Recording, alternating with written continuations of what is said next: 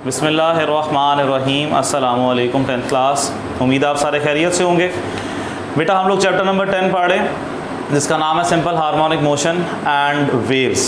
हमारा लास्ट जो टॉपिक हमने स्टार्ट किया हुआ बेटा वो रिपल टैंक है। रिपल टैंक में हमने जैसा कि पढ़ा था कि ये इंस्ट्रूमेंट है, डिवाइस है जो कि वेव प्रोड्यूस करता है और उसकी प्रॉपर्टीज़ को डिस्कस करता है। बेटा हमारे पास जो प्रॉपर्टीज़ हम पढ़ रहे हैं उनमें रिफ्लेक्शन, रिफ्रैक्शन और डिफ्रैक्शन है। लास्ट लेक्चर में हम लोगों ने जिक्र किया था रिफ्लेक्शन का टॉपिक, और रिफ्लेक्शन में हमने डिस्कस किया था बाउंस बैक होना। जब वेव एक मीडियम से दूसरे मीडियम पे फॉल करती है तो वो बाउंस बैक कर देती है, और उसकी कंडीशन पड़ी थी कि angle of incidence equal to angle of reflection होना चाहिए। आज बेटा हम लोग अपना नेक्स्ट टॉपिक शुरू कर रहे हैं जो कि है रिफ्रैक्शन, और डिफ्रैक्शन भी आज ही हम पढ़ेंगे। अब जब रिफ्रैक्शन का बेटा नाम आएगा तो आपने जेहन में रखना है, आपके जेहन में क्या आना चाहिए? बेंडिंग। समझना क्या है, लास्ट लेक्चर में जब हमने देखा कि जो स्पीड ऑफ द वेव है बेटा वो डिपेंड किस पे कर रही थी? डेप्थ पर। यस, गहराई डेप्थ पर डिपेंडेंट थी। जब वो शैलो से डीप में जाता है तो हमने देखा था कि उसकी स्पीड फास्टर हो जाती है। इसका मतलब है स्पीड चेंज हो रही है। जब एक मीडियम से दूसरे मीडियम में जा रहा है, शैलो से डीप में जा रही है वेव, तो उसकी स्पीड चेंज हो रही है। तो बेटा याद रखना है कि स्पीड के साथ साथ एक और क्वांटिटी है जो चेंज हो रही होती है, वो होता है डायरेक्शन। ये बेसिकली आज हमारा टॉपिक यही है कि जब वेव एक मीडियम से दूसरे मीडियम में जाती है तो उसकी स्पीड और वेवलेंथ के साथ साथ उसकी डायरेक्शन ऑफ ट्रैवल भी चेंज होती है, वो अपने ओरिजिनल पाथ से बेंड कर जाती है।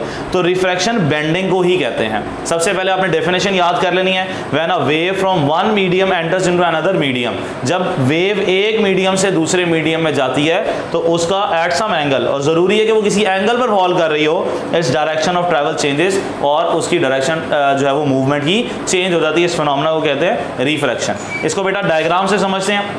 ये देखें, ये डायग्राम आपकी बुक में बनी हुआ है, नोट्स में बनी हुआ है, और मैंने यहाँ पर भी बना दिया। अब देखें, ये सारा पाथ है वेव्स का, ये स्ट्रेट वेव्स आ रही हैं। यहाँ ये जो ब्लू लाइन है, यहाँ से मीडियम अपने ये शैलो से डीप में जा रहा है या डीप से शैलो पे आ रहा है, यहाँ से मीडियम चेंज हो रहा है, यानी ये इंटरफेस है दो मीडियम के दरमियान। तो जब ये वेव्स जो हैं स्ट्रेट वेव्स आ रही थी, जब ये एक मीडियम से दूसरे मीडियम में दाखिल हुई तो आप गौर करेंगे इसका डायरेक्शन ऑफ ट्रैवल चेंज हो गया, ये अपने ओरिजिनल पाथ से बेंड कर गई है। और ये बेंडिंग के प्रोसेस को बेटा क्या कहते हैं? रिफ्रैक्शन कहते हैं। तो पैराग्राफ लिखा हुआ है और वो याद रखना है, इसमें एक ऑब्जेक्टिव है बड़ा अहम, वो याद रखना है कि डायरेक्शन ऑफ प्रोपगेशन। प्रोपगेशन का मतलब बेटा होता है आगे बढ़ना, प्रोसीड करना, मूव करना, आगे को प्रोपगेट करना। हमेशा जो प्रोपगेशन है वेव की बेटा वो वेव फ्रंट, ये वेव फ्रंट आ रहा है, वेव फ्रंट, इसके हमेशा क्या होगी बेटा? नॉर्मल होगी या परपेंडिकुलर का वर्ड आता होता है। क्या होगा? नॉर्मल होगा या परपेंडिकुलर वर्ड आएगा। ये ऑब्जेक्टिव आपने याद रखना है। तो फिनोमेना के अंदर लिखना है वेव्स ट्रैवल कर रही हैं। आपके नोट्स में भी पैराग्राफ लिखा हुआ है और ये आपके पास जो है वो बुक में भी आपको मिल जाएगा। बुक रीड करें, नोट्स पढ़ें और इसको जो है वो आपने क्लियर कर लेना बेटा। इसके बाद जो नेक्स्ट हमारा टॉपिक है वो हमारा टॉपिक है बेटा डिफ्रैक्शन का। अब नेक्स्ट जो आपके पास डिफ्रैक्शन है बेटा, डिफ्रैक्शन में वो हमें क्या कह रहा है? डिफ्रैक्शन को समझना है कि अब हमने ये कंडीशन ली है, ये हर्डल्स जो हैं, ये ऑब्स्टेकल्स हैं, इसको स्लिट, इसके दरमियान ये गैप है, ये गैप आपने रखा हुआ है। अब यहाँ से स्ट्रेट वेव्स आ रही हैं, और जब स्ट्रेट वेव्स आ रही होती हैं, जब ये इस गैप से निकलती हैं तो ये अपने आप को सेमी सर्कुलर पैटर्न में चेंज कर लेती हैं। किस में कर लेती हैं बेटा? सेमी सर्कुलर पैटर्न में। सेमी सर्कल पैटर्न इनका बन जाता है। अब ये सेमी सर्कुलर जो पैटर्न है बेटा, ये सेमी सर्कुलर पैटर्न आपको क्या बता रहा है कि वेव स्ट्रेट आ रही हैं यहाँ से, और स्ट्रेट वेव्स आकर जब इस गैप से निकलेंगी तो ये किस फॉर्म में आ गई हैं? Semi circular pattern. और इसमें एक कंडीशन जहन में रखनी है कि ये जो गैप है स्लिट का, ये जो गैप है ये बेटा वेवलेंथ के बराबर होना चाहिए। ये कंडीशन आपने बेटा याद रखनी है कि जो स्लिट या साइज ऑफ स्लिट है या गैप है ये वेवलेंथ के बराबर होगा। अब हो गया रहा है कि ये बेंडिंग और spreading of the wave around the sharp edges और कॉर्नर्स ऑफ द ऑब्स्टेकल और स्लिट, ये जो आपने ऑब्स्टेकल या स्लिट रखा है इसके एजेस से, कॉर्नर से बेंड हो जाना वेव का, इस प्रोसेस को हम क्या कहते हैं बेटा? डिफ्रैक्शन का प्रोसेस कहते हैं। तो ये भी आपका लिखा हुआ है और इसमें आपने कंडीशन जहन में रखनी है।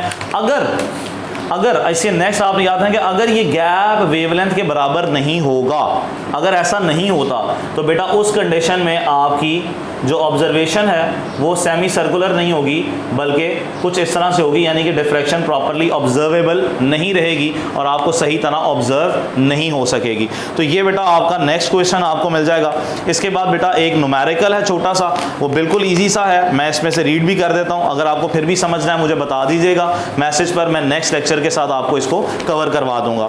अब ये कहता है आपको, a student perform an experiment with waves in water, the student measures the wavelength of a wave be 10 centimetre.